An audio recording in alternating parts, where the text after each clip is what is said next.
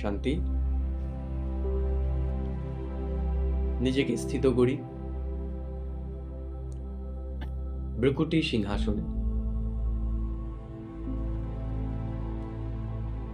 আমি রুহানি আত্মা,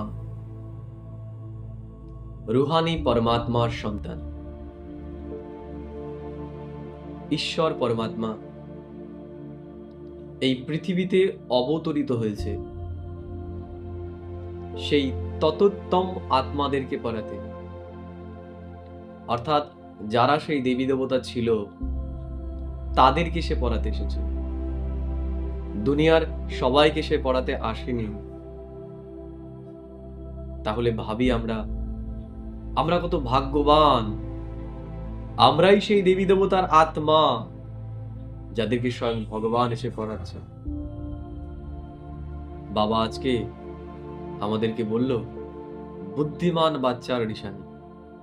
বাবা বলল যে বুদ্ধিমান বাচ্চা হবে সেটা বুঝতে পারবে যে কোনটা ব্রহ্মা বাবার কথা এবং কোনটা শিব বাবার কথা।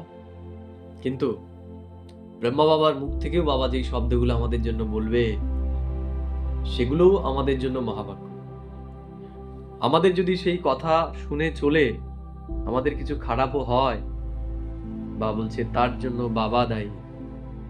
বাবা সেটাকেও ঠিক করে দেবে।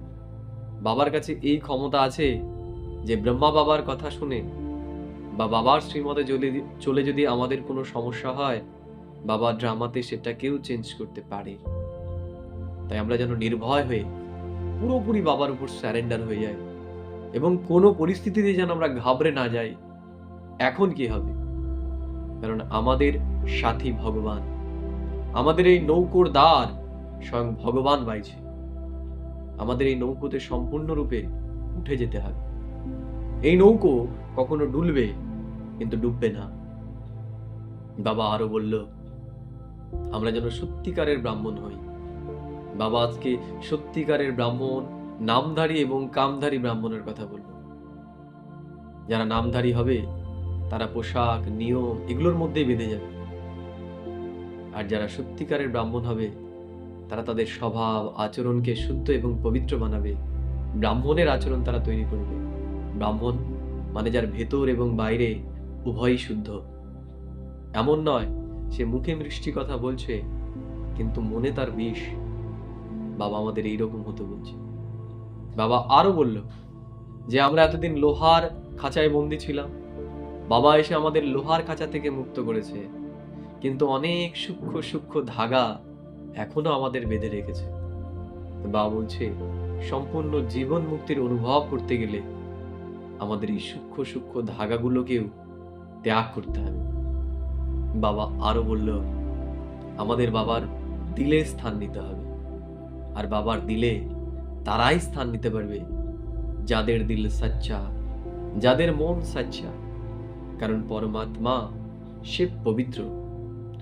অপবিত্র মন, অপবিত্র আত্মা তার দিলে স্থান নিতে পারে না। অর্থাৎ যে যেখানেই থাকুক, যত সাধারণই থাকুক, ঈশ্বর কারো পদ পজিশন দেখে না।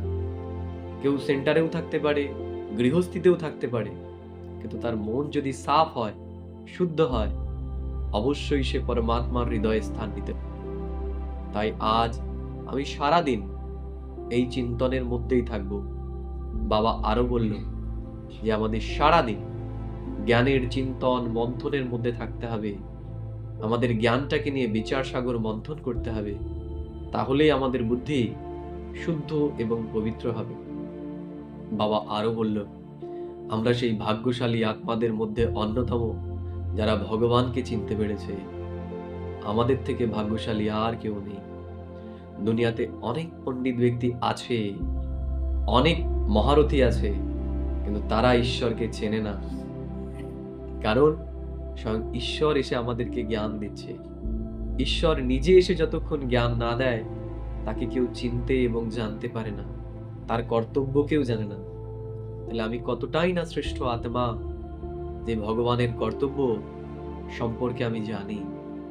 আজ আমি সারাদিন এই শ্রেষ্ঠ চিন্তনের মধ্যেই থাকব যে আমি শ্রেষ্ঠ এবং মহান আত্মা, যার কাছে ঈশ্বরীয় জ্ঞান আছে, যে ঈশ্বরীয় বুদ্ধি প্রাপ্ত করেছে।